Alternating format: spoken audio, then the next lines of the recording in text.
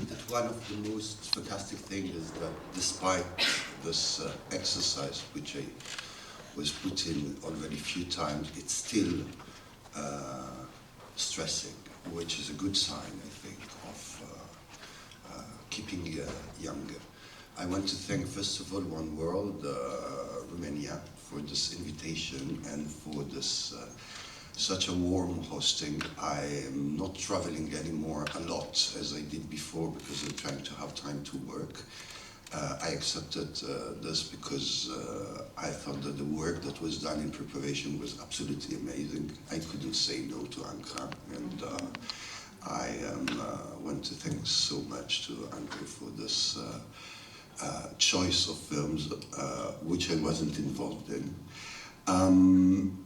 I would like also to apologize in advance. I see some faces that were in the screenings and had the occasion to listen to me after the films in the Q&A, and I might repeat myself.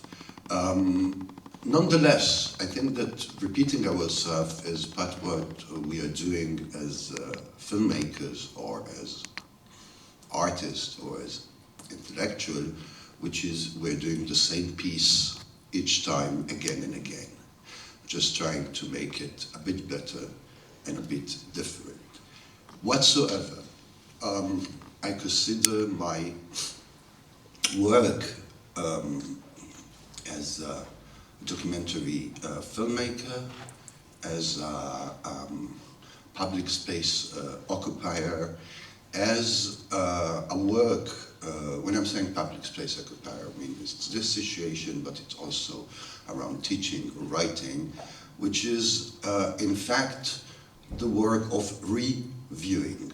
And reviewing, I'm writing it with a hyphen between the RE and viewing, which is this permanent reviewing in order to question, in fact, what do you see or what do we see when we are watching. But nevertheless, any kind of moment, despite the dark room or the white box in a museum, gives the impression that we are kind of isolated from the real reality, whatever real reality we understand as such. For me, it was always important to remember, and mainly this is the choice of documentary filmmaking, which is to remember that when we are coming to documentary filmmaking, apparently I'm speaking not loud enough. Usually my mother said that it's the opposite.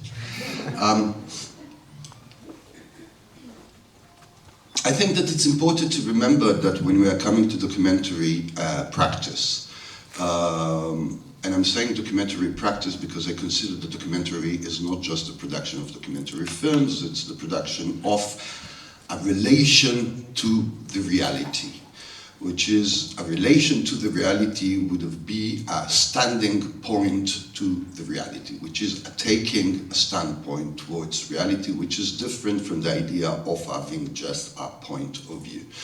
And maybe I will go back to it. So in order just to remind us that this very privileged situation is inscribed in an historical moment, let me start by showing a document.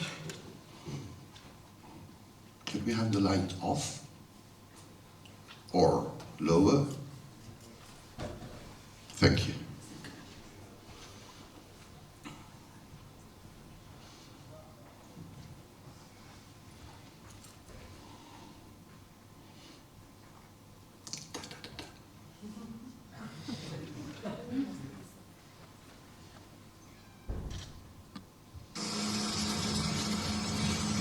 על המועדי מטפל לנו קפה, לכבוד ראש חודש אדר, א'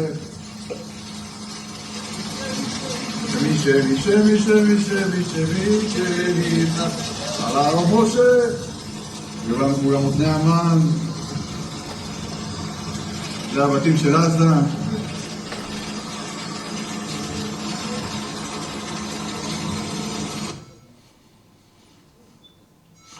Well, this very short clip that comes from the social media, from Telegram, is just a bunch of Israeli soldiers a few weeks ago having good espresso in the middle of the genocidal campaign that is taking place actually in Gaza. And if I wanted to show you this clip, is because I think that it's exemplified. It's not just a reminder to the fact that when we are here, there are 35,000 people that were Palestinian that were already killed by the Israeli army, and 72,000 that were wounded, and there are 1,100 Israelis, among them 600 soldiers and 500 civilians that were killed the 7th of October. But in order just to emphasize, maybe the most important thing is that whatever we see an image, the question is not what is being shown, but what is being hidden.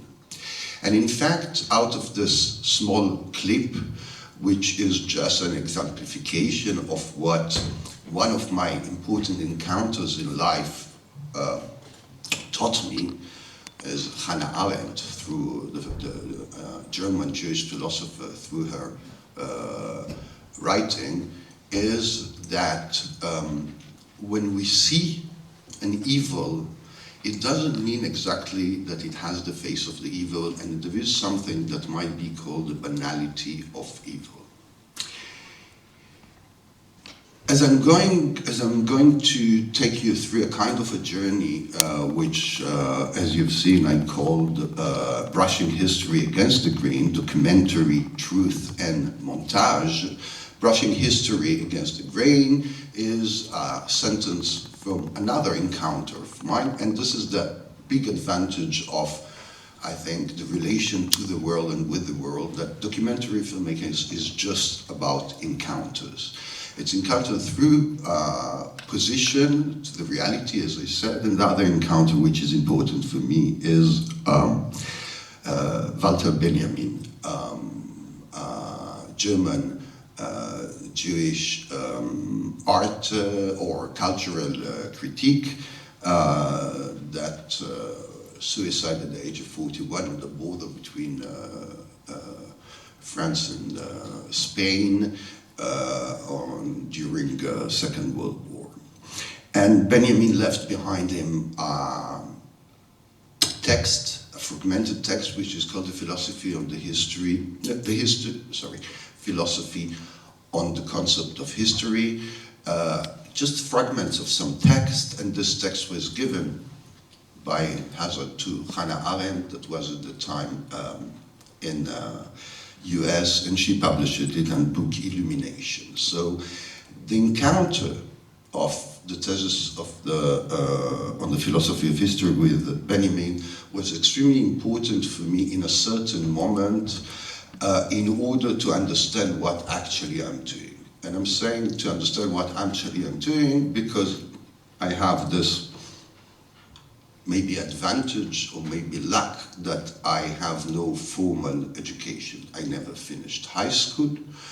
I never was in a situation of a student in that side. I mean, I was learning a lot from teaching, but I wasn't a student, so I have no formal education. My education comes from this kind of encounter.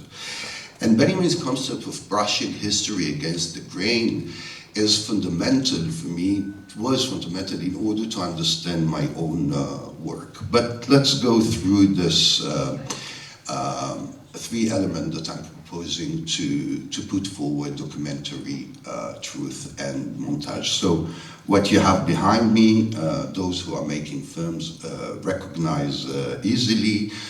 This is just a capture of what we call an editing suit, which we have three important elements. One is the archive, which is on the left, the beams, and the other one down is the timeline, and the third is the frame of the rushes or the edited material. And it's this together, which is the archive on one hand, the frame on the other, and the timeline, which we can see more clearly here. Those are the three elements which we deal with. So let's go to those elements, which will be kind of the skeleton of this talk, which is entitled A Masterclass. The first one is the frame, the one that is here. Well,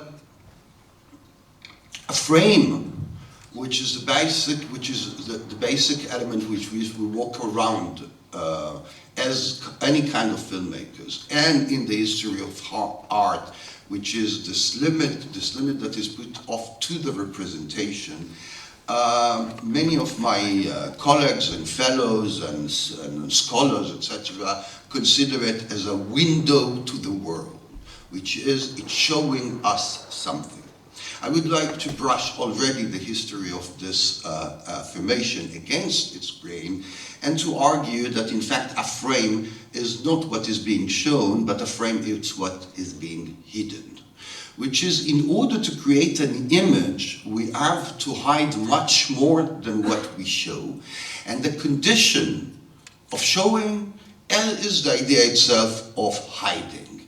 And in this regard, our work as spectator, and I'm a spectator as you are, I'm the first spectator of my work, but I'm also a spectator of the world and the environment in which I'm living in, is made out of the choice of what we don't want to show to the others or to ourselves. And this is related to the first clip that we saw, which call us to the question, not what there is in the frame, not what am I being shown, but in fact what it's hidden from that frame. And of course what we don't see in this very simple image or clip of some soldiers having a good espresso and some croissant, we don't see the entire environment where they are. So this is the first call to the action of a spectator as a highly suspicious / paranoid individual, which is not a sponge that gets what is being given to him or to her, but is asking in permanent the question, what was hidden from me? Well, the second element is where we put the beans, where we put the elements of the archive. I would like to argue, and this I will explain later, that there is a fundamental difference between archive and storage. Storage is the amount of material. Archive is already a mode of narration of a storage. And in the moment that I start to collect material, I'm trying to film, for example, within the reality, and I'm taking in the material, I'm doing this collection, and the first action of the filmmaking after the frame will be to organize an archive, to archive the material according to different things. There are people that will archive it because of their aesthetics, and those about time, and those about the different scene and figures, etc. But anyway, it's to impose on the collection, on the storage, to impose a narration. And in this regard, it's any kind of archive, and mainly what we call official archives, i.e. storages, which the role is to keep material, they are already a kind of a narration.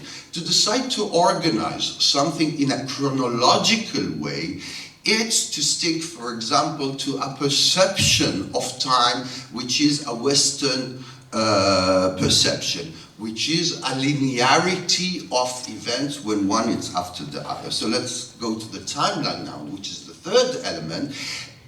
And the timeline, in fact, is this mode of narration which is duplicating our mental move, which is linearity. The fact that we are thinking in linear mode, and we have to decide what's the beginning and then how it goes one after the other, which is completely linked to our perception of history. And in this regard, any kind of articulation of reality within a timeline, it is a writing of history, or if you want, a rewriting of history. Let me give you a simple example.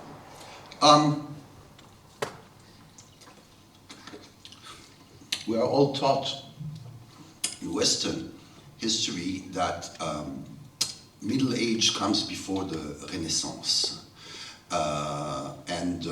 That the Middle Age is a moment and the Renaissance is a moment. But I don't think that no one, any moment encountered a testimony of somebody in the Middle Age that said, well, we are living in shitty time where there is witch huntings and situation is really bad, but in 2 weeks is Renaissance, so everything will be much better. So it means that we have this arbitrary, total arbitrary idea of segmentation of time, which goes counter the idea that times, periods, events do not disappear in order to bring another one, but there is a persistent over history. And this is one of our limits. I mean, I would say this is the second limit of the filmmaking. If the first one is the frame, the second limit will be the limit of the timeline. The impossibility to argue a simultaneous time or a persistent of time, which is that while something happening, in the same time happens something else. When there is an event, the event doesn't stop, but the event continue. Let's take an example, 1492. 1492 in Western thinking resonates as, I mean, for many, as the discovery of the Americas. It's true. But the people, the natives that lived in the Americas, knew where they are living. They didn't discover the Americas, which means that they discovered the white men. And in this regard, the decision to narrate from the point of view of the discoveries of America will determine the timeline, the historical timeline, as the decision to narrate from the point of view of the American native, which would be to narrate from the encounter of the white person. Which means, to resume, that any use of the frame as the device of the making, and this is true for filmmaking, and especially in documentary filming, or the use of the timeline, which is an obligation, and it's not a choice, means that the idea itself that there is any kind of objectivity whatsoever in the making should be totally dismissed. Which means that, in fact, whatever I am putting on the screen, or whatever what I'm given to see on the screen as a spectator in this case, it's what I will call radical subjectivity. And any attempt to argue that there is an element of subjectivity when we're dealing with frame, or there is any kind of element of objectivity when we're dealing with a timeline, this is exactly what we call, in fact, propaganda.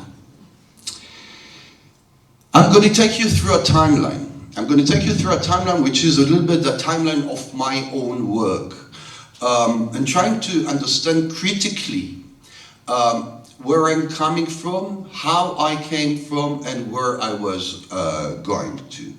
But in order to do so, I would like first that we read together a small fragment from the fragment of Walter Benjamin. And the fragment is the number 7, and what I'm doing is, of course, I'm not taking you through all the fragments of Walter Benjamin, I'm just editing. I'm doing a montage, which will be the last part of my talk. I'm, in fact, deciding from what we start. And in one of the fragments, Benjamin is saying the following: there's never been a document of culture which is not simultaneously one of barbarism, which is any kind of document of culture, which would be a building, an art creation, or whatever, in the same time, simultaneously, is a testifier of barbarism.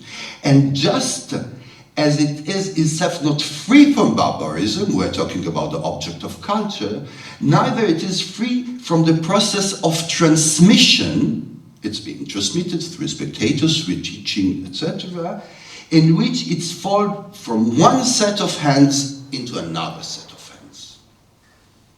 The historical materialist, i.e., this Marxist concept, which Marx never used, which is the relation to history as the question of its materiality, relations of power and interest, in order to make it short. Well, the historical materialist, which I believe, in fact, it is the documentarist itself, does move as far away from this, which means far away from the idea of transmitting the culture without the fact that it's a testimony of barbarism, yeah, as measurably possible, as much as possible. He regards it as his task to brush history against the grain, which means the task, and this is my reading of the Benjamins, which is the task of the documentary maker, or the culture maker, if you want, the art maker, is to brush history against the grain and not to go with the grain of history. But I'm not good for any others. I would like to show you a first clip that you might recognize.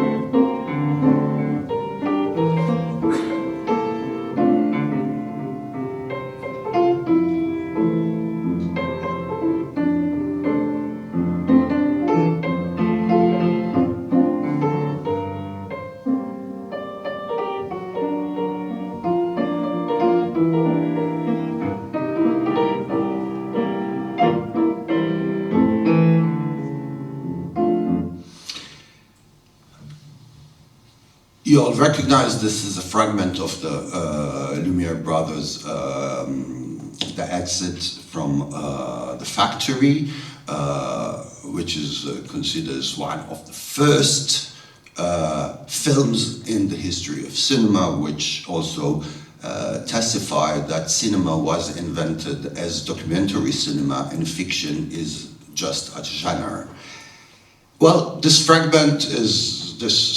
shot is enormously discussed. All those that went through cinema school, I imagine, or critical theory or whatever, learned that in fact what we see in this image is the workers of the Lumiere factory brothers, a Protestant family from Lyon in France, that are coming out from the factory, but it's very strange the way that they are wearing the clothes, because they are wearing clothes which doesn't look as worker clothes, and are wearing kind of Sunday clothes, and they were, because they were told that tomorrow would come the photographer, and the photographer is the place that we go as we go to church, etc. So this is the analysis that is done about this clip, etc. I want to consider it through Benjamin's idea that any document of culture is at the same time bears in it the document of the testimony of barbarism.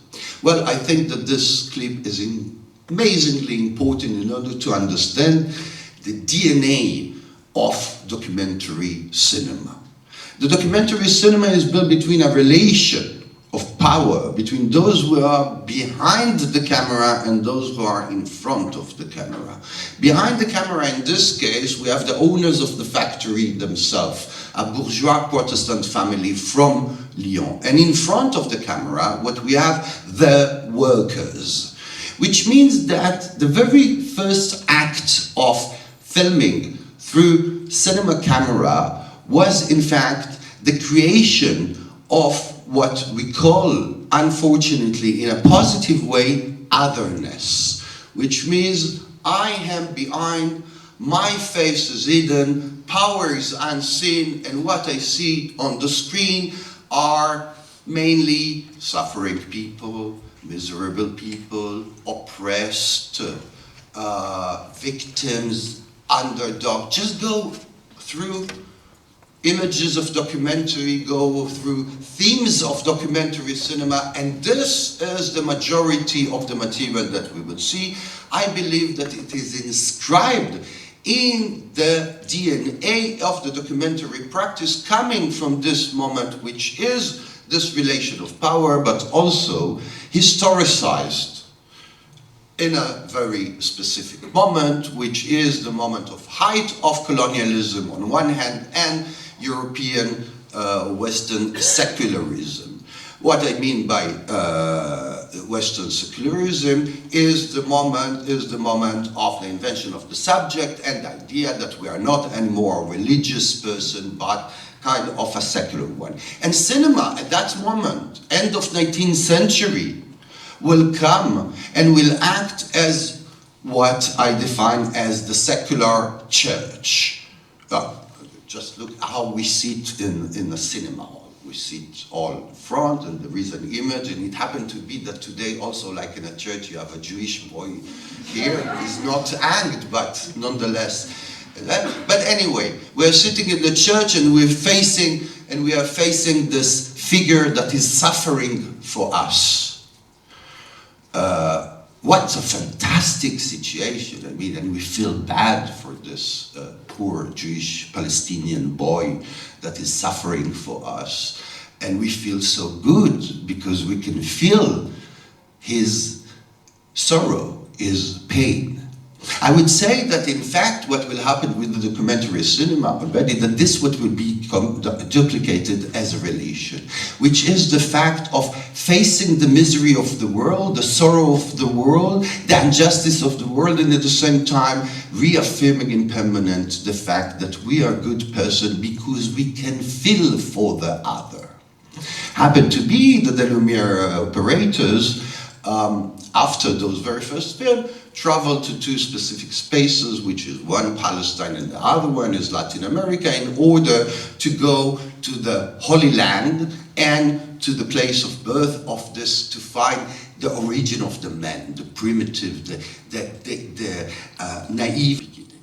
So we have in the same time the idea of suspension of disbelief, which is the condition of cinema, which is to believe that there is something on the screen, and this something on the screen, when it comes to documentary screen, is something, it's an object that suffer and activate on us our good feeling of good people because we feel the suffering. Well, being a 22 years old good person and deciding to make a film, a first film, I went to the other, born in Israel, in north of Israel, from a good Jewish Western family, grew not far in the edge of the desert. There was a place that I saw many times in my life, which was huts in the desert, very beautiful place,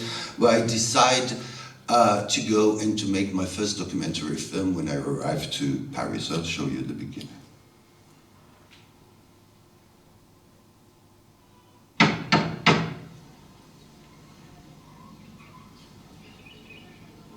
Oh, sorry.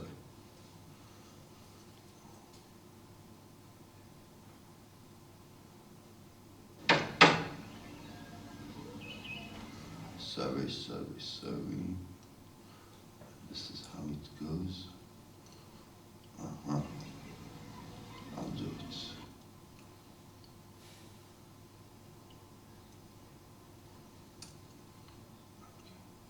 Now it will work.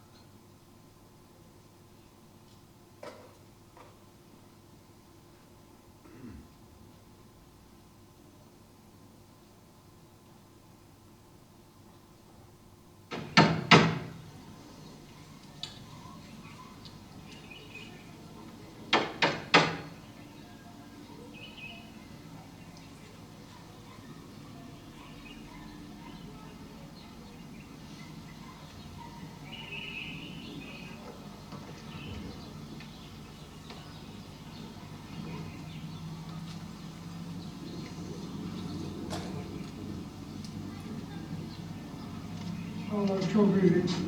تفضل تعال معي هون احكي معك، تعال احكي معك. أنا بتصورش يا أخوي. بقول لك وقف معي هون بس احكي ما معك. بتصورش أبدا. هذول بدهم يعملوا فيلم عن حياتنا هان. على إيش؟ عن حياتنا هان. مش بدهم يصوروا؟ اسمعني، اسم الفيلم ها حياة عابر سبيل 38 سنة هان. أنا بدي ياخذوا صورنا على أمريكا وبعدين يحطوهم في شو اسمه هذا في التلفزيونات.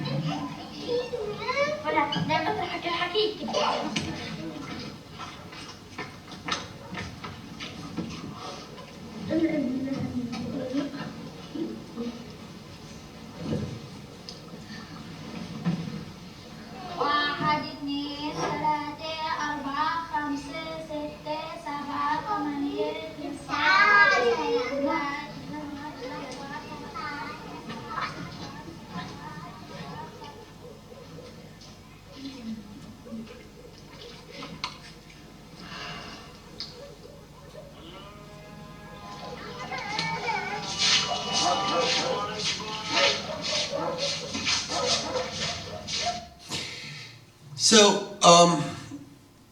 as you can see, I at the age of 22 when I'm filming, then 23 when the film is released, I inscribe myself within the tradition of the documentary cinema that I spoke before. As a kid, instead of going to school, I was staying at home and watching the only TV channel that existed in Israel at the time in black and white, which were showing anthropological or visual anthropology. It would be called today anthropological films from around the world. And I had this dream to be able to travel around the world and making films. And this film, when I'm doing it, when I'm living in Israel, in exile already, my dream was that it will be shown in the biannual of anthropological cinema. It was called at the time Festival de Cinéma d'Israël in Pompidou Center, that was under the presidency of Jean Rouch, which is one of the inventor of visual anthropology. And indeed it was, and I got for the Golden Prize of Cinéma d'Israël for this first film. And it took me a few years to realize that in fact already at that moment there was from my side a kind of unease feeling, which was this intrusion into a space which is a refugee camp, which is par excellence the space of the other, when we're talking about refugees, Palestinian refugees and Israeli that are facing them, and that I had the need to emphasize the intrusion and the reminder that all what we're going to see in this film is under the presence of the camera itself, which is a device that since then I always use. I mean, all my film starts by the fact is we are in cinema. What we're going to watch is a film. We won't watch reality. We're going to watch reality as it happens in the presence of the camera, and you will all agree with me that we never saw a film that shows us reality as it happens without the presence of the camera, by definition, right? So what we see, in fact, in documentary cinema is reality within the presence of a camera, and the shots that you have after this moment, which is the moment of saying to that man, but in fact saying to the spectator, we are going to watch a film, all those scenes which are in the tradition of the fly on the wall, which we don't see the camera and nobody is looking, and we have the impression that we have in the intimacy of people, the kids are going to sleep, nobody's there. In fact, it is just the framing of a situation where what is absent again is the fact that there is a camera which is there in filming. The other end is, of course, this function and the idea that any kind of observed object knows very well, even in the 80s, what's the aim of a white crew when it comes to film in a refugee camp. You want to send our images to America. America is an idea of the West itself. But it happened to be that this film, once again, if I'm historicizing the work, is released when a few months before the first Palestinian uprising in the occupied territories, which is what is called the first Intifada. And around the world, people on TV, watching TV, we will see the following image.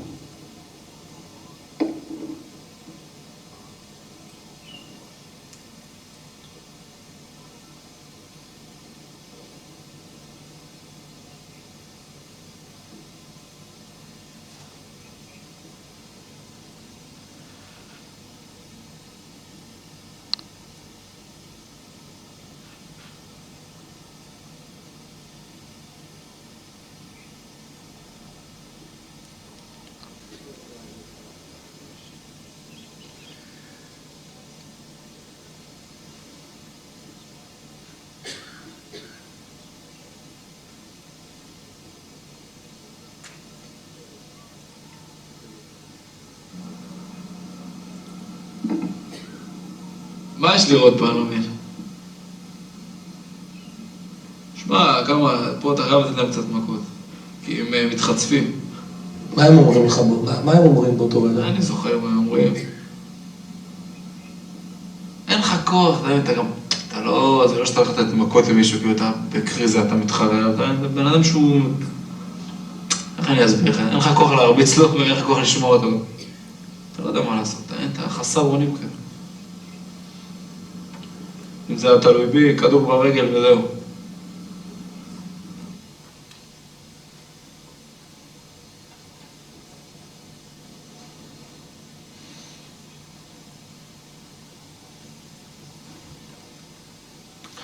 So let me spare from you the horror of the scene. What you see is an excerpt of a film that was done by a group of documentary filmmakers in a basement in Tel Aviv, where we're taking clips that were shown on TV. This is a CBS clip, and the people, the soldiers that we see, they are invited in order to comment on the image.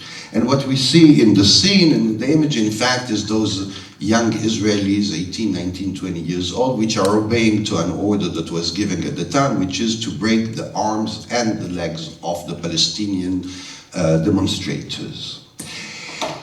This clip is important. I mean, it was shown in international TVs, and it happened that it's really few months after my film Aqaba Jabbar, and many people asked, as people are asking today, this question, which is how it's possible that people, young people coming from a nation or a group or a people that suffer so much in history can inflict to the others such treatment.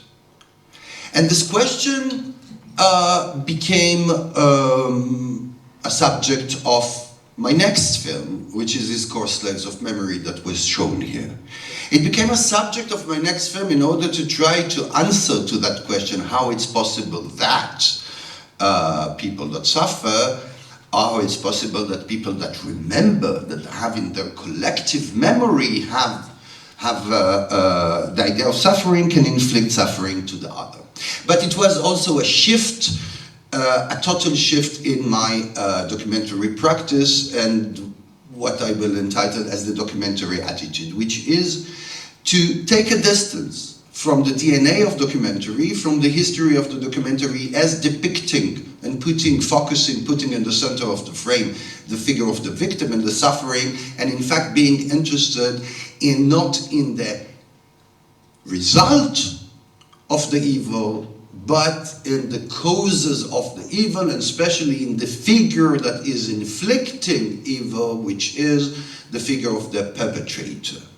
So I returned the camera, if you want, to us, and I had this working hypothesis, which is the way that I'm working, which is with a working hypothesis, and this is why I'm making films which are essays, in fact, are working from the idea which is not just the observational, but it's about understanding my standing point and my take on the reality. So this hypothesis that maybe the question of how it's possible that if you have the memory of suffering, you can inflict to others to suffer, in fact, the question itself is wrongly articulated, which is maybe the answer lies is because of memory we are allowing ourselves to inflict, which is to change the relation to the idea of memory. And I will show just the beginning of a film which is called Slaves of Memory. וגם להתכופף, וגם להזדקף ולעשות עם הידיים. שיר. אתה בני חורים, בני חורים. אתה בני חורים, בני חורים. לא, אנחנו כבר לא עבדים. בני ישראל ומצרים היו עבדים. אנחנו כבר בני חורים. Well, I also was one of those kids that were singing this song.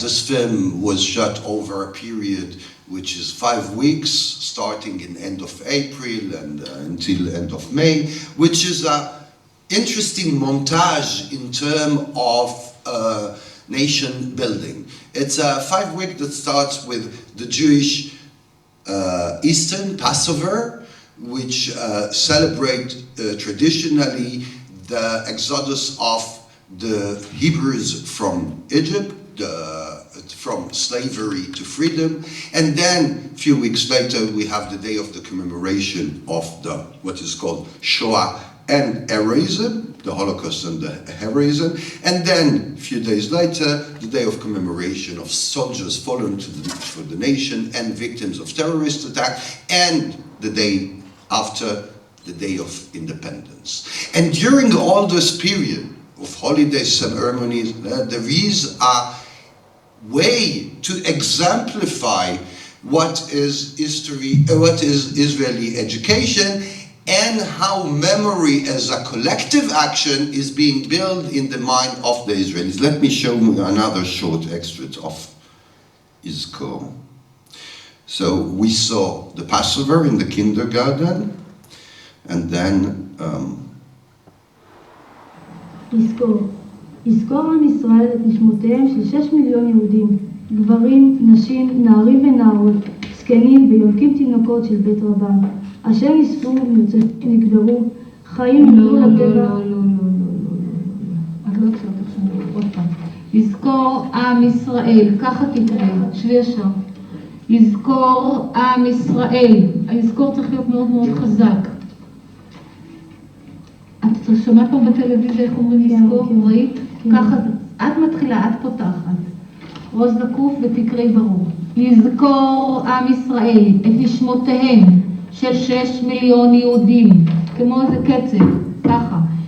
גברים, נשים, נערים ונערות, לווה ונערות, זקנים ויונקים, תינוקות של בית רבן, אשר נספו, נרצחו, נקברו חיים, תביני שאת קוראת, הובלו לטבח בקרונות המוות, ונשרפו בהיכל הקודש, נשחטו, נטבעו, נחנקו, וחולל כבודם, ונשפך דמם.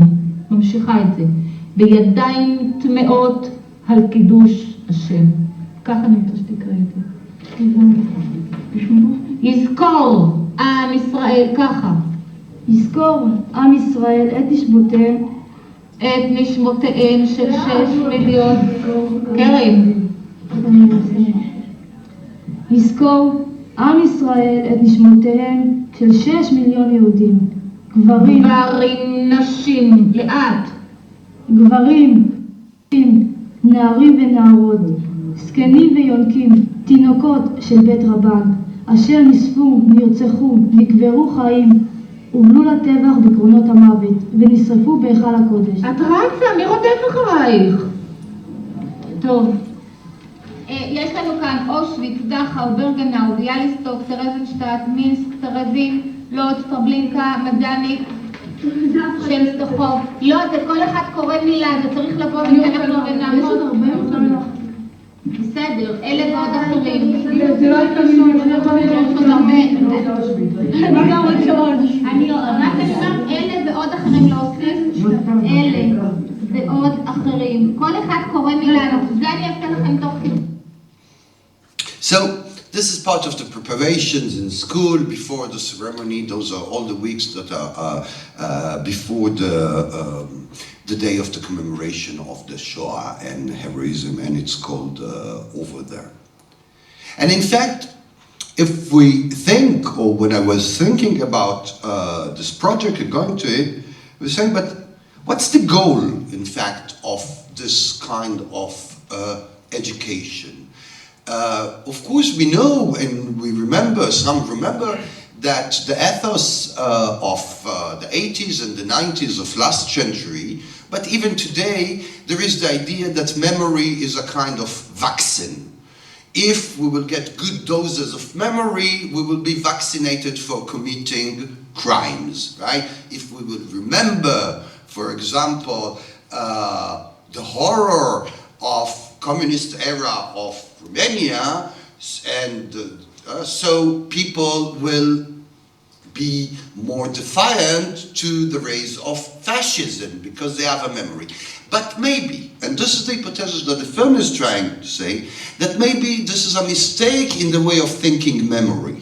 That in fact memory is not the opposite of oblivion, as the same way that the showing of the frame, showing in a frame is not the opposite of hiding.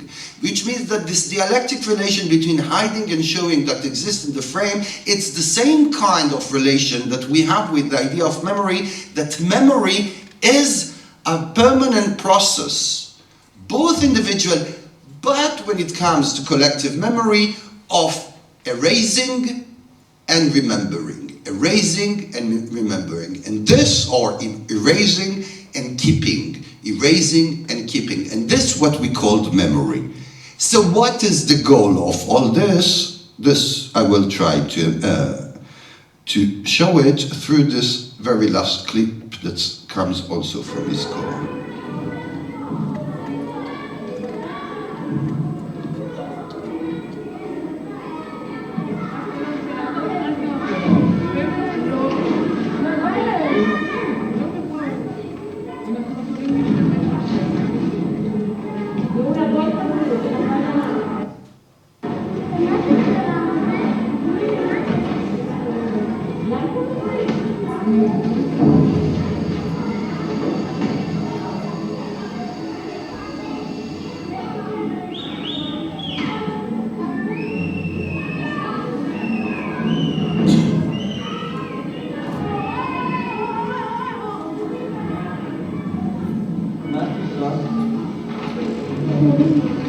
איזה שונה?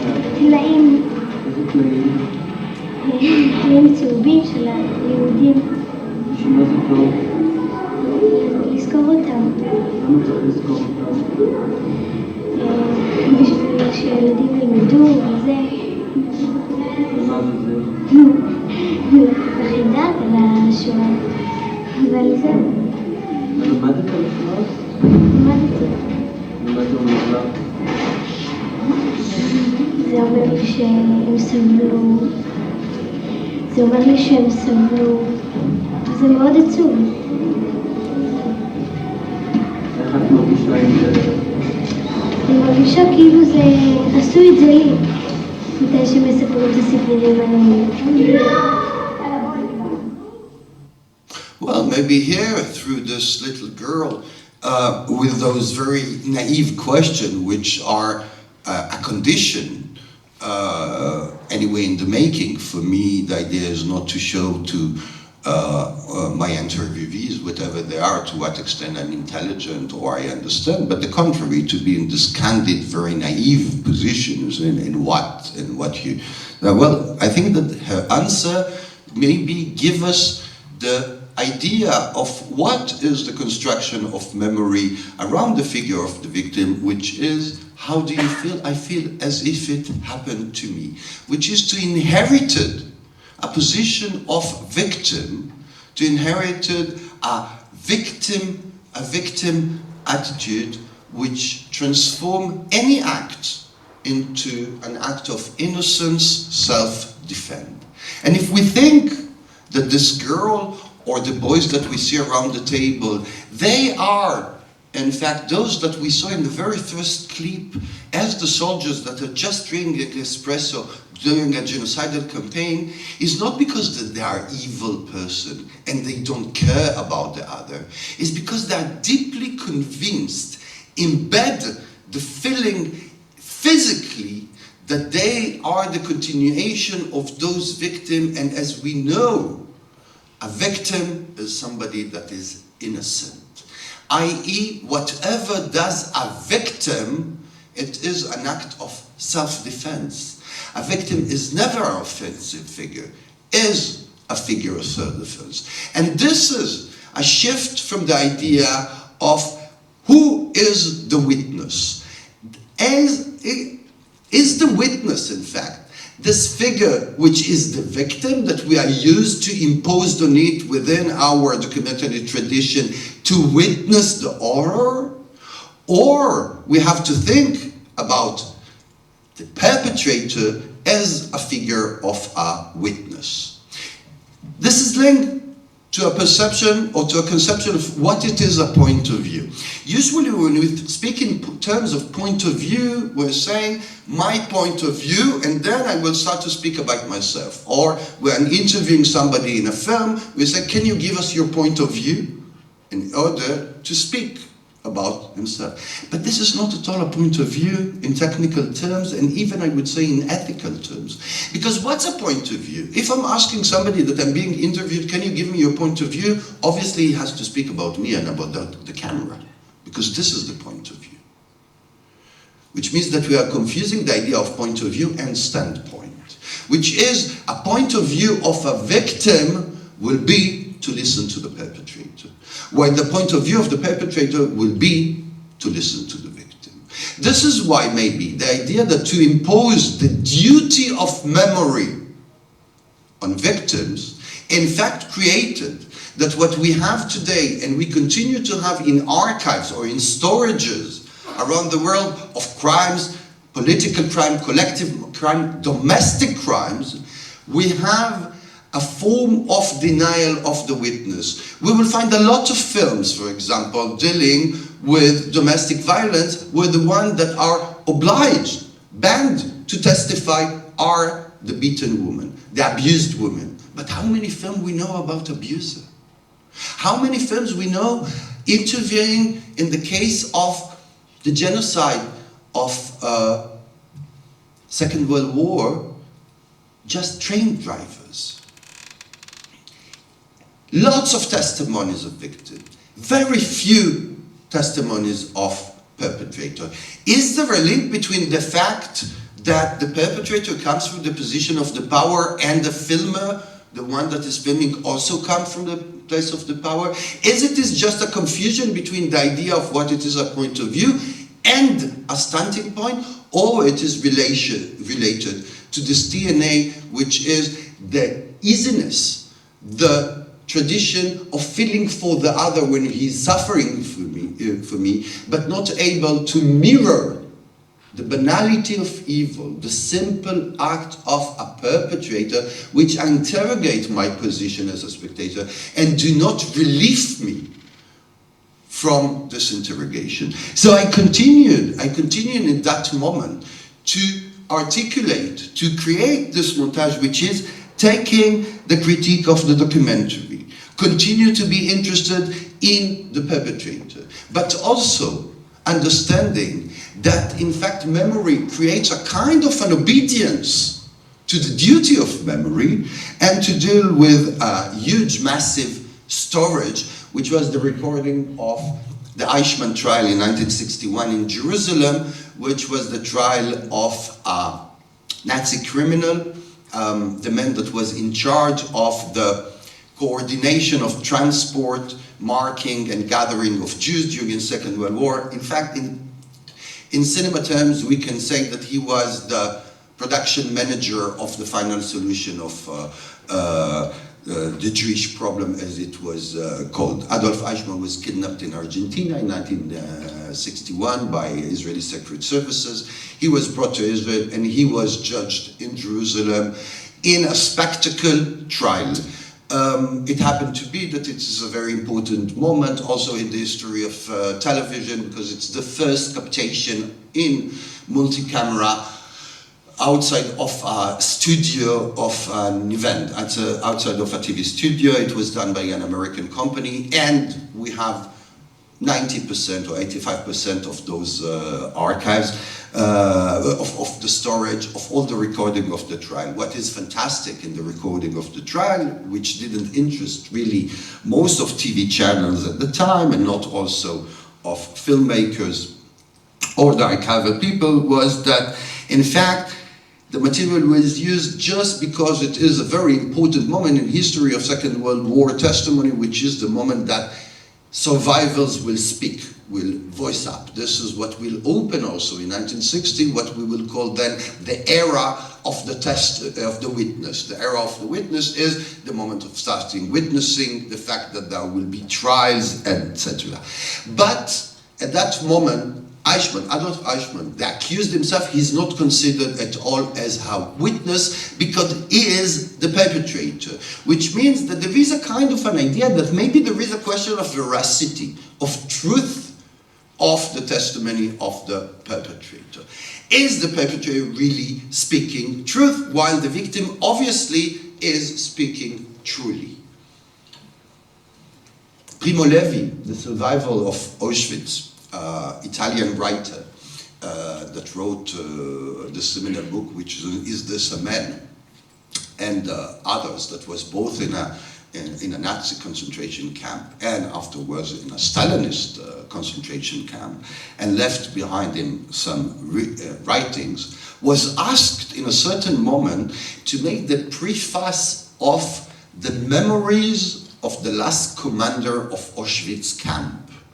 Means that when the memories of the Auschwitz camp commander were published, it was a Jewish survivor from Auschwitz that wrote the preface, the introduction. And Primo Levi is writing in the introduction the following.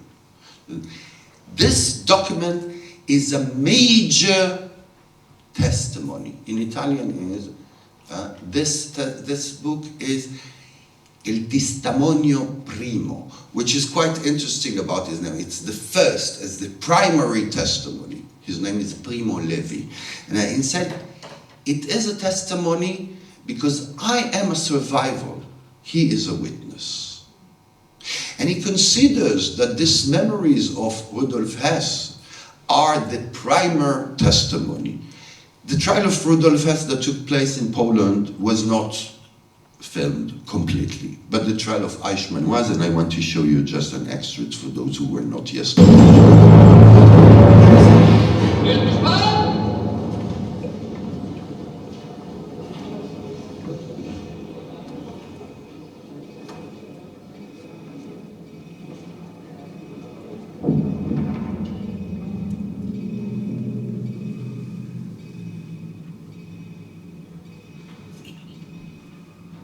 אני פותח את הישיבה השביעית של המשפט. היועץ המשפטי ממשיך עם נאום הפתיחה שלו. שופטיי ורבותיי, עומד בפניכם משמיד עם, אויב המין האנושי. הוא נולד אדם, אך הוא חי כנמר בג'ונגל.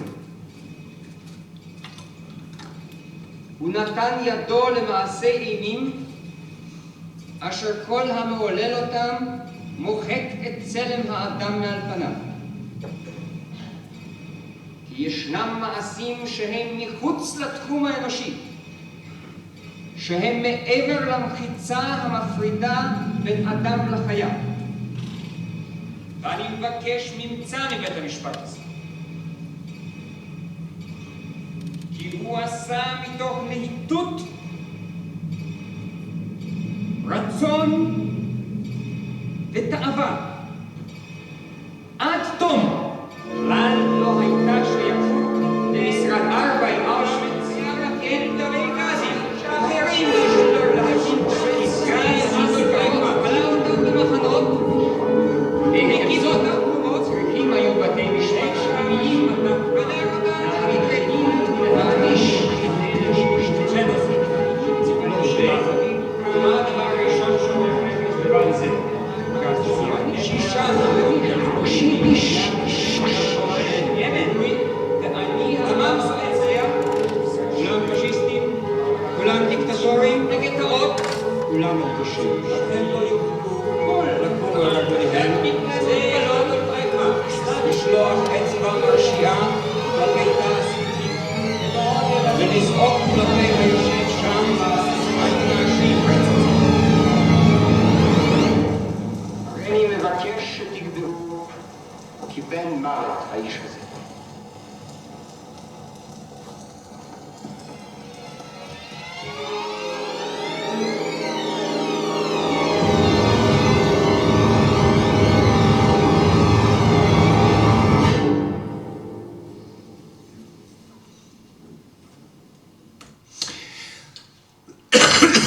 Well, facing such a monstrous crime as the industrial genocide of Jews and Gypsies during during the Second World War, we would expect to have a monster, of course, that can participate in this kind of crime.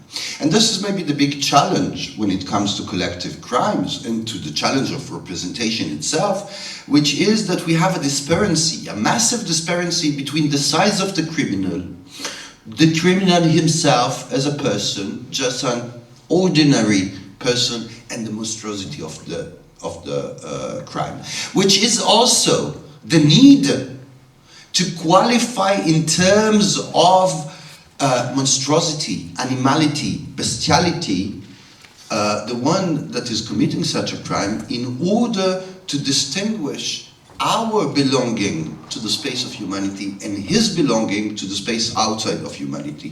A friend from Croatia yesterday reminded me that his father told him, you know, when he was saying in the war, they are beasts, they are animals. He said, no, animals do not commit this kind of horror. It's humans that commit this kind of horror. And in fact, to humanize, it would sound bizarre, to humanize the perpetrator is, for me, an attempt or a challenge in order to interrogate myself, i.e. my spectator also, to who we are, in what kind of condition. I mean, would it is a kind of a guarantee to belong to humanity as such in order to behave human? To what extent I need to have impulses which we will call bestial or animal impulses in order to commit a crime? Or in fact, there is memory in one hand, historical context in another, maybe ideology, or just cowardness, what is called, or what I will call, like extreme center, the extreme mainstream. But in order to do so, technically speaking, or let's say more practically speaking, There is a need to disenclave the material from its original aim in order to rebuild another figure which encounters our idea, our mental idea, with a new reality, which is the reality of the screen. Let me explain myself. I said it a few times, I'm sorry if I'm repeating. I mean, the relation that we have here between a screen, people, and what's happening is in fact where we can speak in terms of projection. There is the projector over there that projects on the screen. And if I will ask everybody what there is on the screen now, you will say, well, there is a man with glasses, seating, etc., etc. Well, we know, all of us, that in fact there is nothing on the screen, just points of light. It's in our head that there is a man sitting, etc. So there is a projection. The projection projects on the screen. The screen projects on us, and we project back two things. We project the idea that there is a reality over here, but also we project our standing point, our relation to that reality. And in this regard, each one of us will have his radical subjectivity. The thing is that we do not see the same thing, or if we do believe that we see the same thing, we do not relate to the same thing in the same way. This is the action that I'm trying to do when I'm working with archival material, is de-archive the material from its context, from its belonging to a mental relation, and to re-archive it again in order to create a new archive. And I said in the very beginning that an archive, in fact, it's a mode of narration, which is to recreate a timeline, but also to recreate a point of view or a standing point. You remember my example, 1492, either it's the discovery of the white man or the discovery of the Americas. I would like to move a second, I'm making a jump to a work which is also around genocide, which is the genocide in Rwanda, that this year, this April, we're celebrating or remembering the 30 years of the genocide in Rwanda, which was considered at the time as a very primitive genocide, people with machetes killing their neighbors, or throwing hand grenades into churches and houses. First of all, let's give credit to the perpetrator of the genocide in Rwanda. They were much more efficient than the Nazis in terms of, if we speak in genocide in terms of efficiency. 700,000 people killed during 45 days. It would be a German dream. So it's not because it looks bloody, it looks primitive, it's not clean as the Nazi genocide that it's less efficient. But in the genocide in Rwanda, what was very important is the role that is playing the media as the one that articulates the discourse of the otherness. And because of that moment, there is a lot of, the film was done to the commemoration 3 years after the genocide. At that moment, we have all those reportages about the idea that in fact those are two tribes that are killing each other, or it's the Hutu that killed the Tutsi, the Hutu that kills the Tutsi, etc.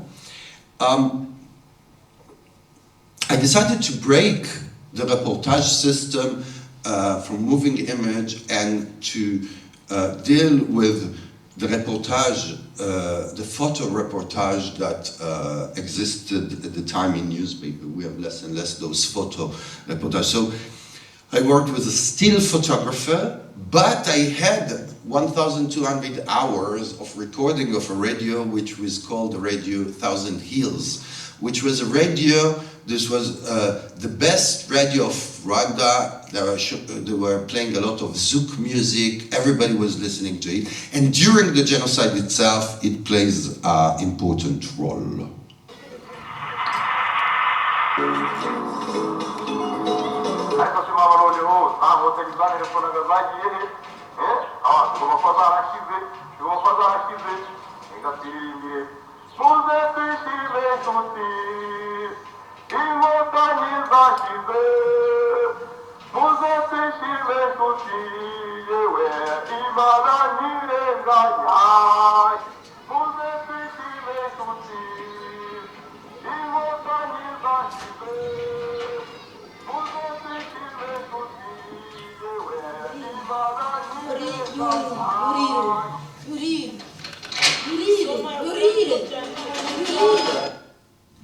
So, Radio Thousand Hills, during the genocide itself, April 1993, plays the role in order to guide the genociders with music and saying, well, there are still left this and this percentage, there are people on this barrage, look in this church, people are hiding, etc.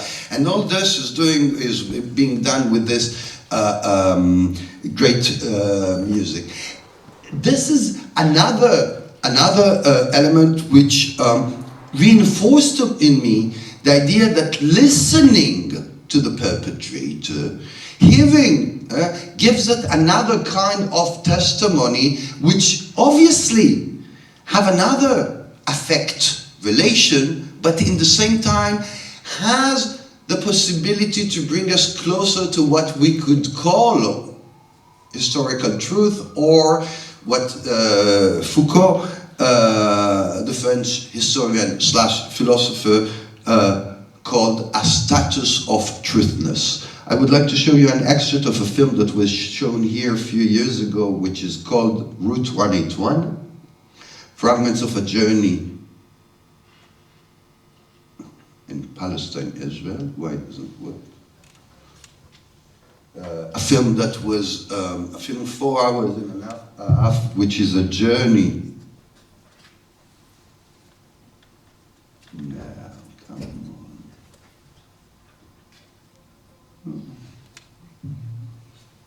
We'll have to jump this way. No, we cannot.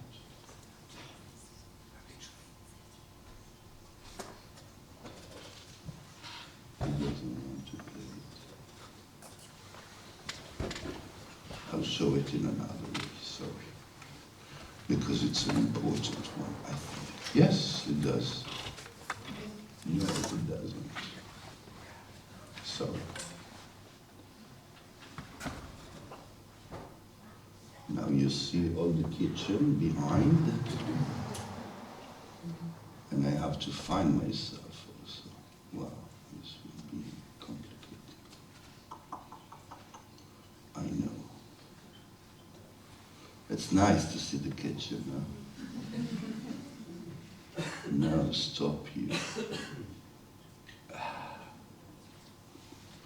Don't autosave, come on. I'm not good technically, despite what can be seen. I don't want you to save. Don't save. Okay. Sorry for that. Anyway, Route 181, I will speak while it's saving. This, you will have the impression that it was done like this. Route 181 is a journey that goes from south to north of Palestine and Israel. It was done together with a Palestinian filmmaker, the founder of the independent Palestinian cinema. He was invited here, I think, while the film was shown. Route 181 is named after resolution of United Nations from October 1947, which is Resolution 181. Resolution 181 is the resolution where the United Nations decided to divide Palestine into two states, a Jewish state and an Arab state. The Jewish state was supposed to be on 56% of the territory, while the Jews were a minority of 20%, and the Arab state, Palestinian Arab state, was supposed to be on 33% of the territory, while the Palestinians were the absolute majority in the territory. And in the middle, 10% would be an international zone, which is around Jerusalem. So Route 181, in fact, takes the border that never existed and trace it on a map of Israel-Palestine today. We took 3 maps. In fact, we created a fictional device. We took the last map of Palestine of 1946 before it was destroyed. We put it on it in transparency, the map of Israel today, and in the end we put a line which is the line of the partition. And we decided that this is a route. This is a road that we're going to travel on this road. And the only thing that we were doing was we were traveling with a camera, where there are things around the road, whatever was a road. We were stopped, and there were people who were seeing us with the camera asking, what you're doing? We said, we're doing a film about the partition. We're traveling on the partition. So we had many kind of reactions. And this is, if I will find it, this will be one.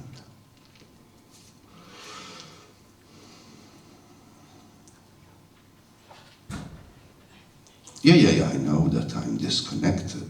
Of course, I know that I'm disconnected.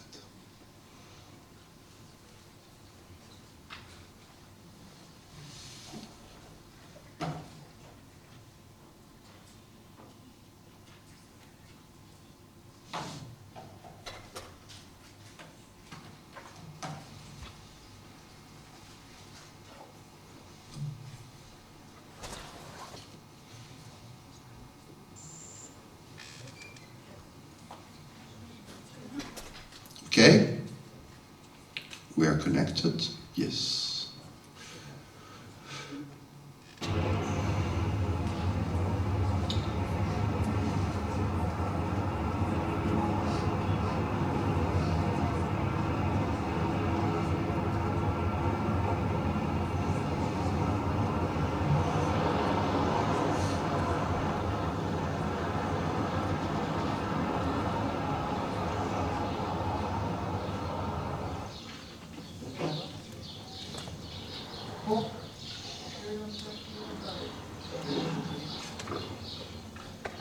אהרון גרינברג, כן, נכון, כתוב כאן. תל אביב, לפני 73 שנים כמעט.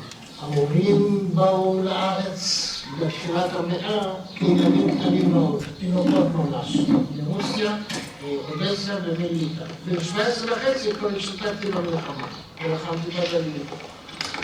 אחרי שכל פעולת המטאטא, כל הגליל, היו כפרים ערביים, אבל יותר מזאת, מפריע משהו? ויותר מזאת, היו פה מעלים בדואים, עם האוהלים ועם הדרים שלהם, והם היו מסתובבים בכל הגליל.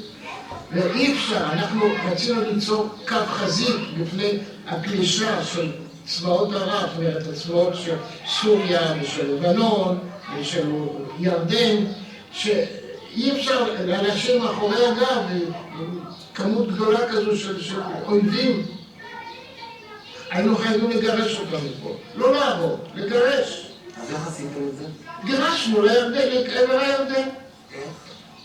מה זה, אתה יודע לגרשים? לא צריכים לעבור, מספיק שאתה עולה באוויר, הם בורחים.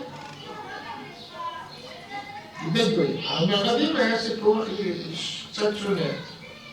מה זה פעולת המטאטא? זה, תיתנו אותם, לפתות, לסלק אותם מהאזור, למצוא רצף טריטוריאלי של יהודים. היינו יוצאים שרשרת עם נשק, היה לנו כמובן, וכשהם היו רואים אותנו, מתקרבים אליהם, הם ברחו, היינו גדוד, לחטיבת מבטא. כמה אנשים לגדוד? 1,500. אני לא יודע מה הקושי, להבין.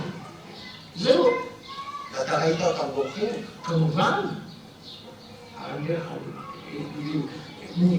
רדפנו אחריהם, זאת אומרת, התקדמנו אחריהם וגירשנו אותם לכיוון הירדן עד שהגענו לאזור שממנה הם פה לא יחזרו, שהם רק לירדן יכולים ללכת, ואנחנו תפסנו עמדות וחיכינו שהם יסתובבו. טוב, זמן קצר נוצר באמת שטח נקי מערבים באזור. עוד לא חזרים, עוד לא הגיע, עוד לא התחילה, עוד לא פלשו לארץ. עצמאות ערבית עוד לא כזה. לא, זה לפעולות הכנה לקראת הפלישה. זה שער כניסה למדינה. ממנו יפלשו הסורים. אנחנו חייבים לסגור את השער הזה. ואי אפשר לסגור אותו כשיושבים שם ערבים. מפני שהם אויב, הם יתחברו עם הצבא שמתקדם. אותו דבר. כשהולכים הערבים, אז גם הולכים הילדים. מה עשיתם עם הבתים? נשארו. הבתים לא הפריעו לנו. אנשים הפריעו לנו. כדי ליצור מחסום בפני הצבא שעומד לפלוש אלינו, לבנון, סוריה, ירדן. זה מה שהייתה הכוונה שלנו. ואתה ראית את האנשים מוניך ברוכים במשפחות רופאות? כן. יצרת מגע אז? עם עין בוודאי. והיה להם פחד? כן. ראית את הילדים, את האמהות, אנשים? כן, כן. לפחד, אתה לא צריך ממה, מספיק שאתה, הפחד הפסיכולוגי יותר גרוע מכל דבר אחר. הם באים עלינו, הם הורגים אותנו, הם... הרגו הרבה, לא הרגו קצת. היו לנו מפקדים, היו מפקדים עליונים, מפקדי ביניים, מפקדים לקבוצות יותר קטנות, כמו צבא, בדיוק. אתה יודע למה קוראים לזה גאולת מטאטא? בוודאי, אתה יודע מה זה מטאטא? טוב, לא יודע מה זה מטאטא, אני רואה. לא מתחיל הסיפור פה. מטאטא. מטאטא את הרצפה. למה אתה חושב שנתנו לזה את השם? בגלל זה תיתן את הערבים בעיקר. בעיקר היו שם שהסתובבו. המטרה הייתה לגרש. אתה מבין? לא שכבשנו את זה, אתה נשאר, אתה מחזיק שם אנשים. לא, לא זה המטרה הייתה. המטרה הייתה לסלק את האנשים מהשטח. אבל היו כפרים שנהרסו. ודאי שהיו, הקימו עליהם יישובים יהודים גם כן, גם זה קרה. קיבוצים למשל, אדמות לקיבוצים וליישובים ולמושבים. ודאי, ודאי. אבל יש הרבה כפרים, הרבה בתים שעדיין קיימים, ריקים. בצפון בעיקר. ואנשים שניסו לחזור, מה עשו איתם? מה זה ניסו לחזור? אי אפשר לחזור, צריך ויזה לבוא למדינה. אתה לא יכול לבוא סתם למדינה. הבית שלהם. יפה. כן, כן. יש... לא רצינו את זה. אנחנו קיבלנו את החלוקה, אני זוכר איך רקדתי ברחובות, כשהאו"ם הודיע שהוא החליט לתת לנו לחלק את הארץ. אתה זוכר את משפט שלמה? אני לא רואה את ה... תסתכל בקצרה. שני אמהות עם ילד אחד חי, האמא אחת אמרה... We will stop here.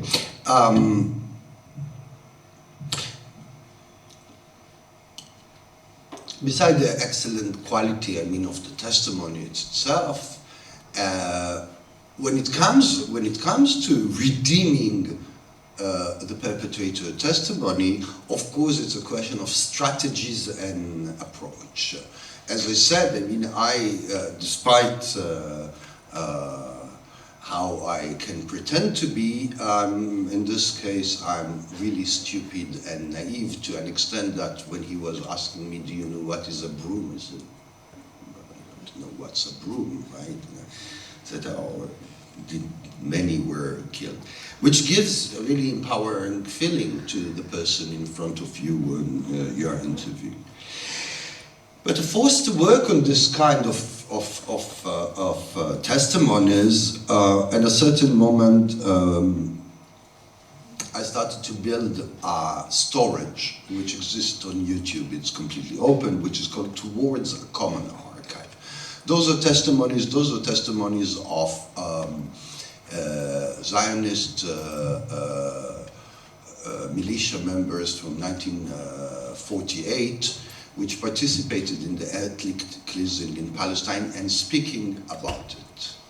What was for me absolutely intriguing and interesting is the fact, and I imagine that some of you maybe would like to raise the question, is but to what extent we can rely on a testimony of a perpetrator that tries, of course, to innocent himself. First of all, as you see, I'm not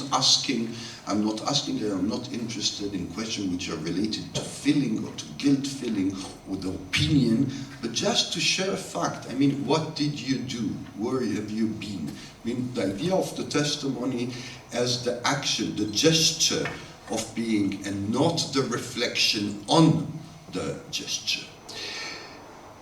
Towards a Common Archive, which is a project that became also an exhibition, which is part of my other practice, which is visual work, and a research project together with the most important Israeli historian, or what is called new historian, which is Professor Ilan Pape from Exeter University. The Towards a Common Archive was a way to think the relation that can be done, i.e. the montage potential between the perpetrator and the victim. So in this storage that you can access, you can have lots of incredible, quite intriguing and interesting testimonies. I would like to show you now a testimony of survival or the 1948 ethnic cleansing in Palestine, a refugee in a refugee camp, from a film which is called Aqib al-Jaber, Peace with No Return, that was shown here in the beginning of the focus. It's the opening scene, I mean the second scene.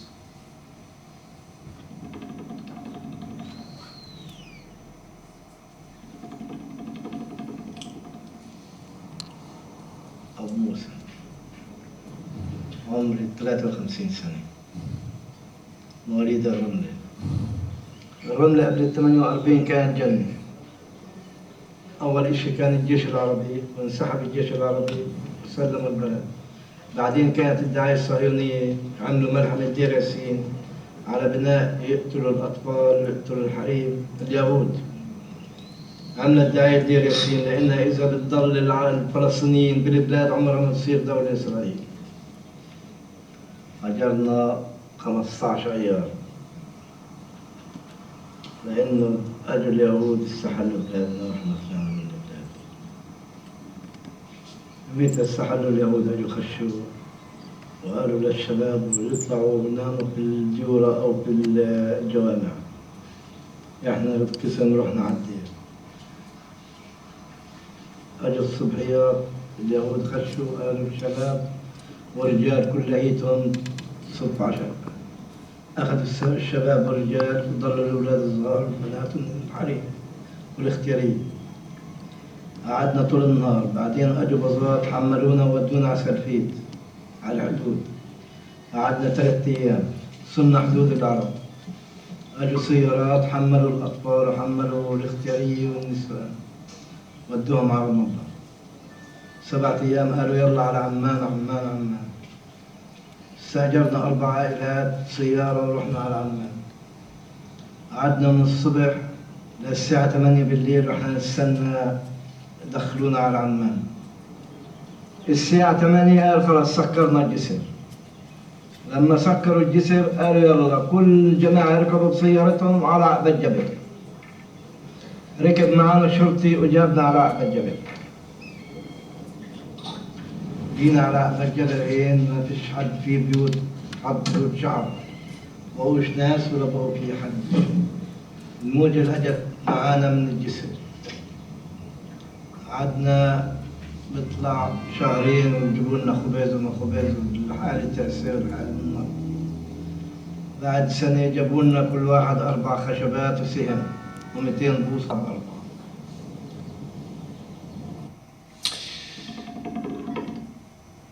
Sorry.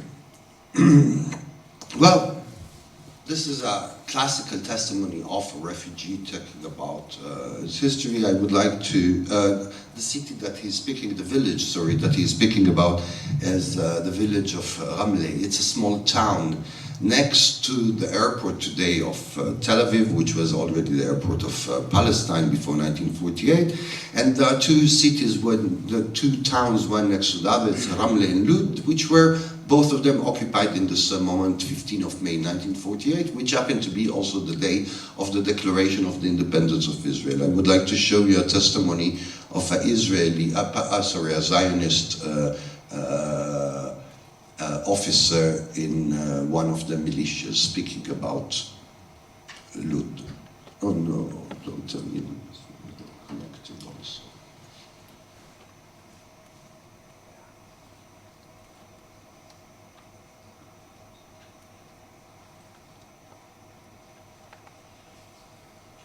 Oh, again.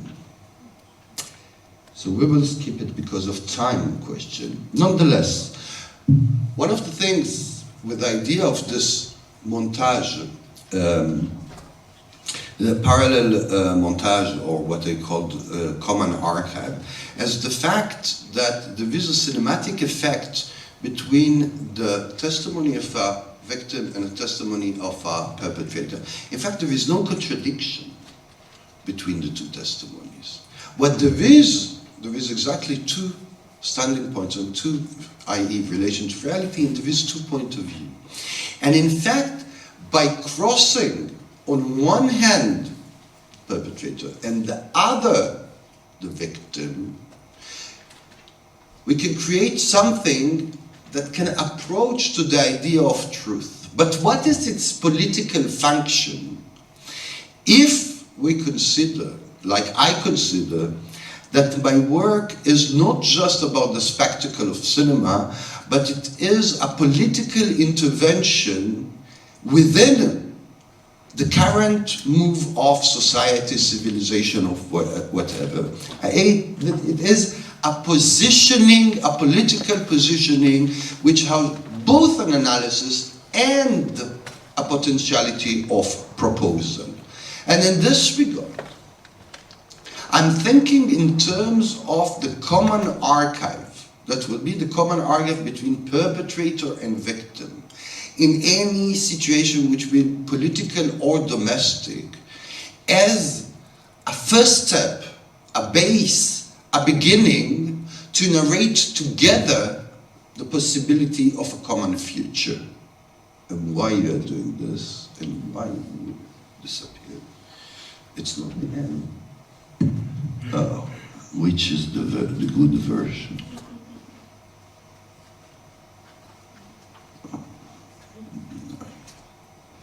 Okay, we will open it. Hopefully that it's the good one. So,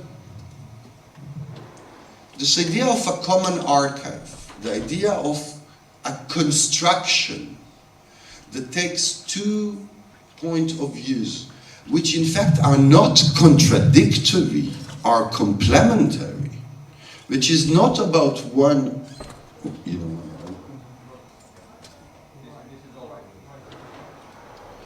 which is from one point of view and the other from another, might be an idea of potentiality of a common discourse. What you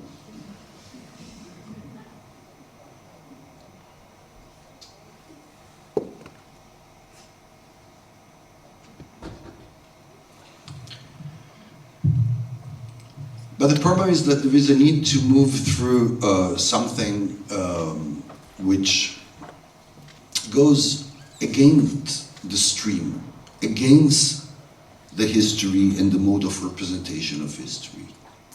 One will be what I call analogical memory, which is not a memory which is anymore, it doesn't want to open. Okay.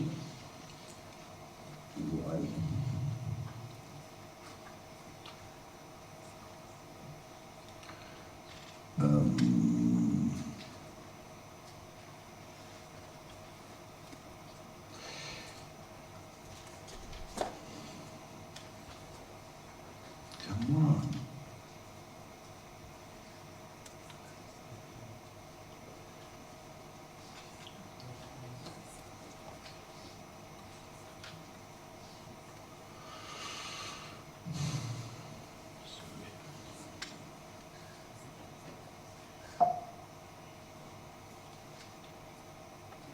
Okay, here we are.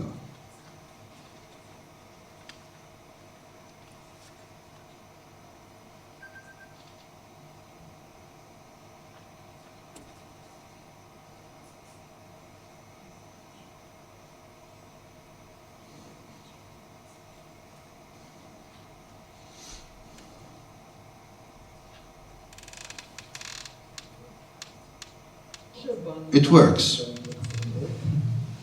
יצרנו סיטואציה שגרמה להם לברוח מפחד. בסדר, אם זה הגדרה של גירוש, אז גירשנו.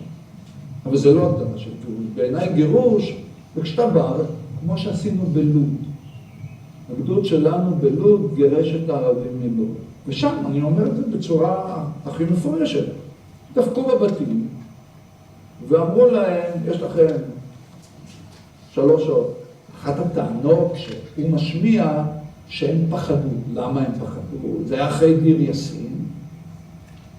והיו, הם כאן שמעו שמועות שאנחנו הרגנו שבויים ערבים. עכשיו, היה, זה נכון כנראה, אני לא ראיתי את זה, אבל כל מה שאני שמעתי מהאנשים שלנו, שהיה בהחלט מקרה שהרגו שבויים אחרי הקרב, יום או יומיים אחרי הקרב. ולוד, לעומת זה, זה מקום שגירשנו, כן, אמרנו להם, קחו את החפצים, ותלכו. בלוד אני ראיתי בעיניים. אני לא אשכח. עמדתי עם יודקה הלמן. יודקה הלמן היה קצין התרבות של חטיבת יפתח. איש מבוגר, הוא היה מבוגר ממני ב-20 שנה. והוא היה שליח של החלוץ בפולין ב-39. אני לא אשכח, הוא עמד על ידי ואמר לי, אלעד, את המחזה הזה ראיתי בפולניה, כשהגרמנים גירשו אנשים מהערים. כי זה היה מחזה קשה. עכשיו, היו חיילים שלנו שהתנהגו מאוד לא בצורה שאני ציפיתי שהם התנהגו.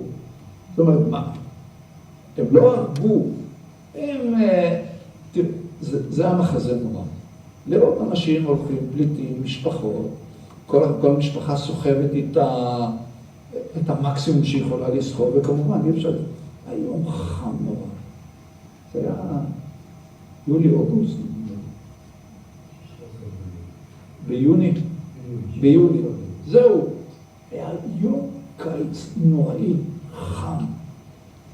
בקעת לוד היא בקעה מאוד חמה.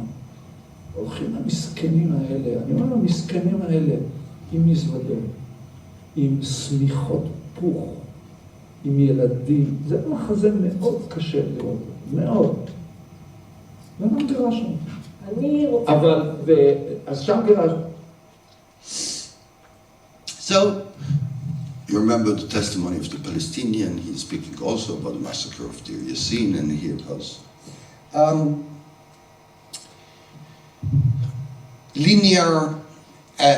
Linear work, editing, common archive, putting 2 points of view together, trying to archive and de-archive at a certain moment, and because I'm getting bored easily, I started to wonder, would it be a possibility, is there any kind of possibility to break the linearity that proposes the narration of history that we are duplicating through the narration of cinema? Would it be a possibility, in fact, to work on a simultaneous linearity, not a multilinearity, because I do not actually believe in the possibility of multilinearity, but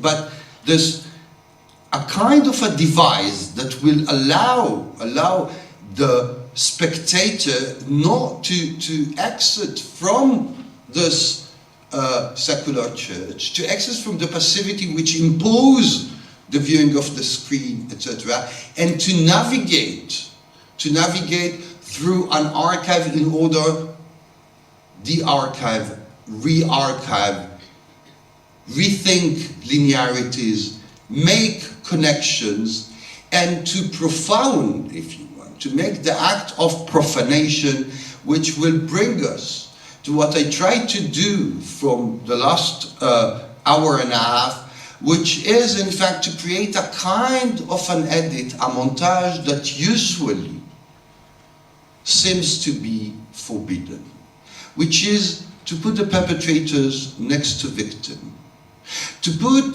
the history of Jews in Europe and their sorrow and suffering by considering that this history do not justify a position of perpetrator. That memory is not what we actually think to be, which is a vaccine to horror, but the contrary can be permissive. And in a moment in 10 or 13 years ago, when I started to be bored from my own work, I took a massive amount of work, which is Jean-Luc Godard's cinema, the entirety of the 163 films of Jean-Luc Godard, which is for me an example of both an ethics of making, a positioning of within the field of cinema, but reflection, a self-critique of cinema at the same time, which is a reflection on politics. And I took the entire work of Godard in order, and now will be the big challenge, in order to create this online device that you can find all because it's open. It's called montageinterdit.net, forbiddenediting.net. Forbiddenediting.net is a work, it's a digital experience of building an archive. There are here the 163 works of Jean-Luc Godard. They are tagged according to a series of what I called Godard's obsession that happened to cross my own obsession, which is West, East colonialism, Jews, Arabs, American Indian, victim perpetrators, and others. And this device, which is an experimental device, in fact, works by turning the kitchen into to be forward, and the result, what is in fact the gravestone of a project that we call a film, it's behind. So, in fact, it's inspired from the most important book of Judaism, which is not the Bible, which is the Talmud. The Talmud is a documentary, in fact. The Talmud is a book which there is a sentence in the middle, and around there are interpreters. There are different interpreters. It seems as if, because it's a one page, it's everything happened, all the interpretation at the same time. But it's a work of an editor, in fact. Those are debates that took place over 400 years between different persons or different rabbis in different places in the world. And in a certain moment became an editor and put them together. But the specificity of the Talmud is the fact that there is no beginning and no end. There is a center, and then it's the reader that have to choose how to read, because there are different commentaries. It seems as if all those people that are commenting the same passage, they are in the same time in the same place, but not at all. This is a false timeline. It means it's a timeline that puts everybody together, but over 400 years. So I was inspired from the idea of the Talmud on one hand, and also from the desire to propose an archive. When we are accessing to it, the first thing that we are doing is to organize it according to our wish. So let's see, I will leave it to you, of course. I mean, you can copy the link, and I will choose in this moment. So here we have extracts which are linked, for example, to anti-Semitism, or this is to Islam. This is Israel in Godard's film, and Jews. This is question linked to Montage. And then if I'm clicking, I'm organizing all my archive. Yeah, I think a key term is differentiated commonalities. So I'm organizing an archive according to this timeline that I'm entering, and I have here a choice, which is either to see the extract of Godard first, but this is from here in elsewhere. But in the same time, it's a forbidden cut to put, I don't know, which implicates at the end that to put a Palestinian refugee and the Holocaust, like see people in a camp, in a concentration camp, is also a forbidden cut. And we could go back to Godard, of course. Okay. And then we have a lot of such comparison that we can't tell. And each time you have here... He started to play with it. Obviously, in that one... So, it's infinite. You don't...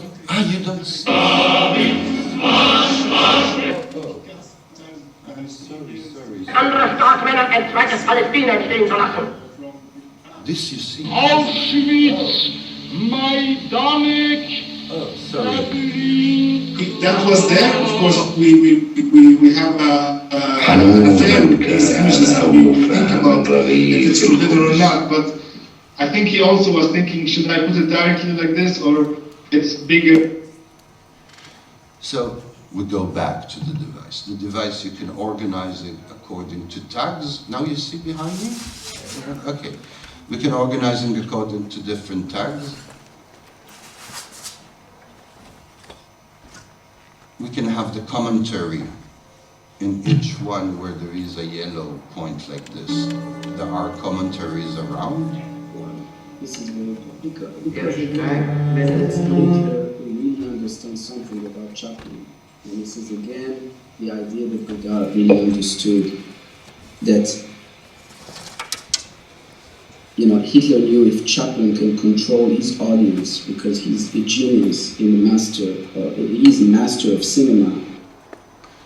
So this is why I'm calling the interpreter.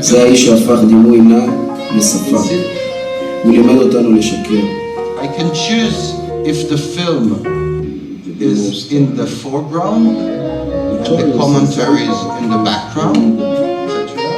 I can reorganize my archive. And what happened that just through the navigation, what is being created, those are forbidden cuts. This one, for example, sorry.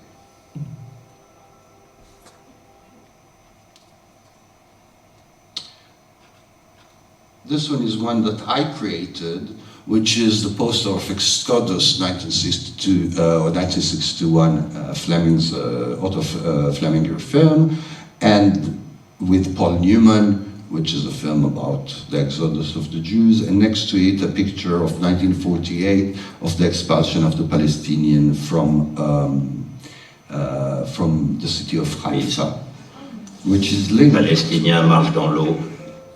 Sorry, I did a mistake. It's linked to Godard's film, Godard's lesson, Chant contre chant in Sarajevo. Montage interdit, it's a moment of explosion. It's a moment in order to come and to say, okay, can we put insight forward in a situation which is a permanent active situation, to break the idea of linearity, but also to break the idea of mastery, which is it's not anymore the maker and the filmmaker, which is the person that imposes the way of looking, but it's shifting the position of the maker from a maker, master maker, on a screen, sitting on a scene, to each one's possibility to be a maker at home. Which will bring me, in fact, after this journey of an hour and a half, to, you stop here now, which will bring me after this journey of an hour and a half to my conclusion and giving you the possibility to ask questions. My conclusion will be, in fact, through a quote of Benjamin, which was the starting point. Well, it goes the following. The tradition of the oppressed teaches us that the state of exception in which we live is not the exception, but the rule. We must attain to a conception of history that is in keeping with this insight, which means that the state of exception that we live is not an exception, it's a rule. Then we shall clearly realize that it is our task to bring about a real state of exception. And this will improve our position in the struggle against fascism. This is what I'm trying to do. Thank you.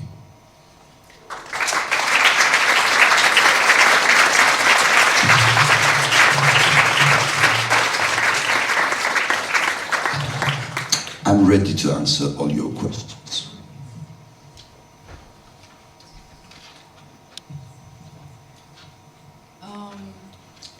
I would like to go back a bit to what you were saying about turning the camera towards oneself and also reversing or creating an alternative to the same old approach where we're watching victims on screen, feeling empathic with them, and experiencing almost some sort of narcissism for suffering, if I may, through empathy, if I may call it like that, and looking instead at the oppressor. Arendt proposes the idea that, concerning to Eichmann, she proposed the idea that Eichmann is the man that didn't think. Which is peculiar for somebody that worked hard and thought exactly what to do, etc. Which means that it imposed on her also to define the notion of what it means to think. And to think, in the thought of Arendt, is to consider our gesture from the point of view of the receiver of the gesture. Which means to put ourselves in the end position of the act and to see how it looks. And this is in fact what you were asking. This is why I was shortly saying affirmative, which is exactly to consider that even to be a spectator is a position that should be thought. Of course, being a maker is a position, which is this, the privilege of thinking. It's not at all a privilege, it's a permanency. This is the A to Z ethics of the being, which is to permanently think, but not from where I am, from what I'm doing, from the result of my act towards my act.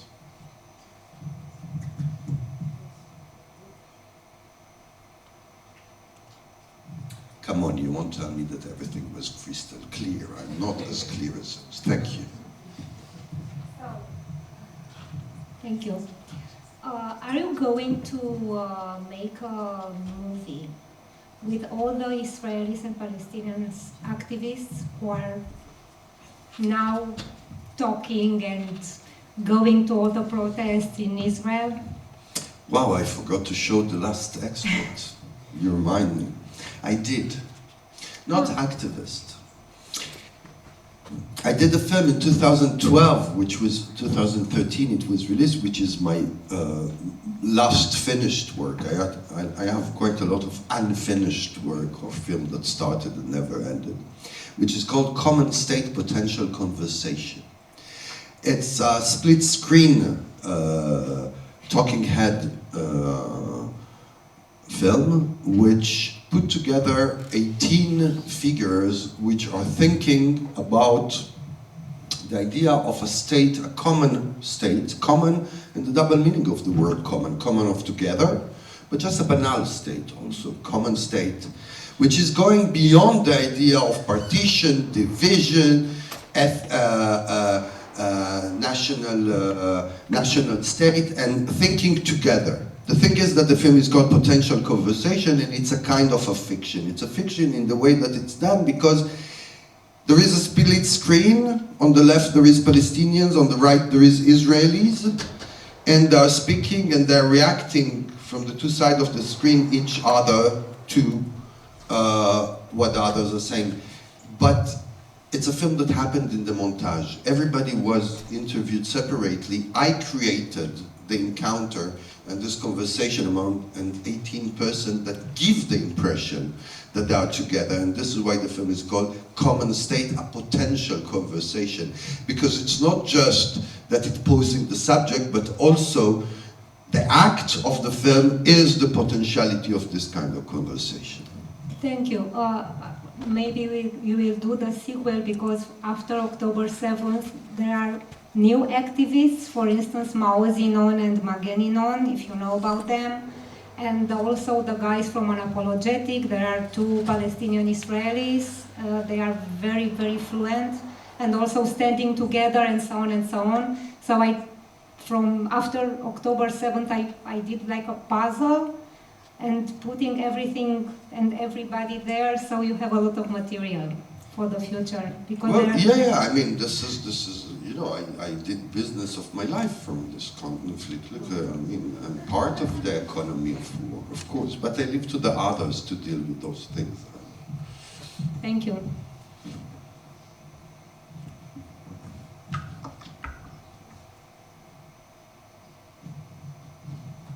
I did.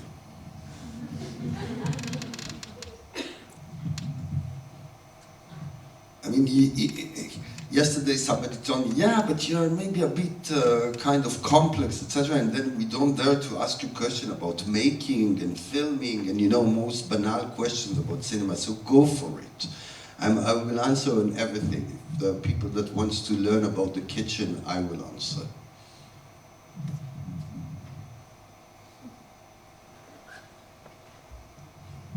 So I wanted to ask one of these banal questions. You've been doing this for such a long time. How has it been for you emotionally to go through this and witness these things and put them on screen?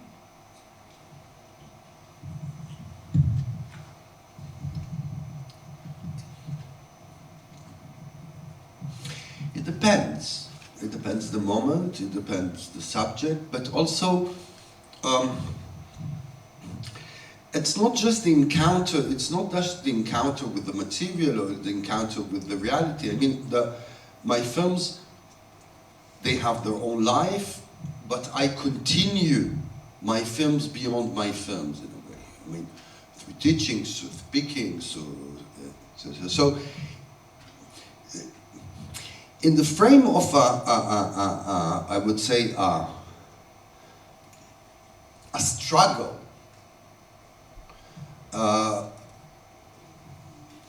there are moments which are cheerful and there are moments that are highly depressive. But it's not just because of the material. It's when you are dealing with a reality that it's an ongoing reality. So I can answer you, for example, apologize. I could answer you, for example, about a feeling that I have since the 7th of October, because for some the world started in 7th of October, but it's a moment, it's an important moment, which is, I would have loved, for example, I'm very happy when I'm invited, and now that my films are, all of them are traveling around the world, and those are old babies. I mean, you saw things which have almost 40 years, but in the same time, with great pain, I would love my films not to be relevant anymore. I mean, to have just the relevancy of maybe it's a kind of an interesting document of the past. So it depends really on the moment. But it's not because, you know, I am sitting in the editing room, which is the place which I'm the most comfortable, with a lot of joy. And I must admit that it was 4 years of work on the Eichmann, we had moments of great laugh also, of cheerful. Don't forget something, it's extreme power, the idea of montage. I mean, it's not by chance that totalitarian regime, dictators, etc. loved so much cinema. I mean, we can do in cinema what big dictators cannot do. This is also the sense of responsibility that there is behind it. It's a choice, you know. You can make people to do, to speak, to answer, to master time, to master space, etc. It's not just because they're dealing with the subject, and I must admit that there is something in the distance of the representation which is really easy on the reality. I mean, I remember I was 18 years old or something. I was still in Israel, and I took a job as a camera person. It was during the '82 war. I replaced a camera person, and I had to film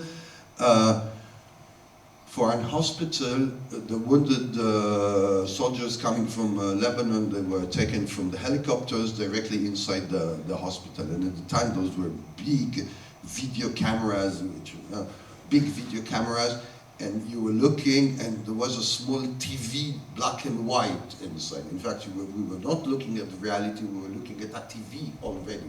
This was the viewfinder. And I remember being in a helicopter is landing, the door is open, and they're taking the wounded person and starting to run, and I'm running behind with the camera, and I see something. There is a moment that I take off the camera and I see that it's full of blood. And then I realize to what extent it's easy to be behind the camera, which means to have this effect of representation.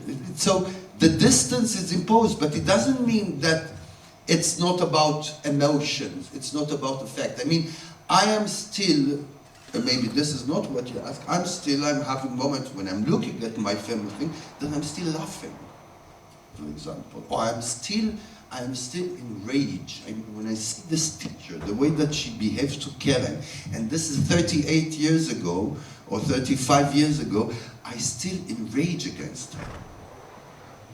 And that's, I'm speaking about the rage as an important feeling. I think that if I want to continue, it's because of rage.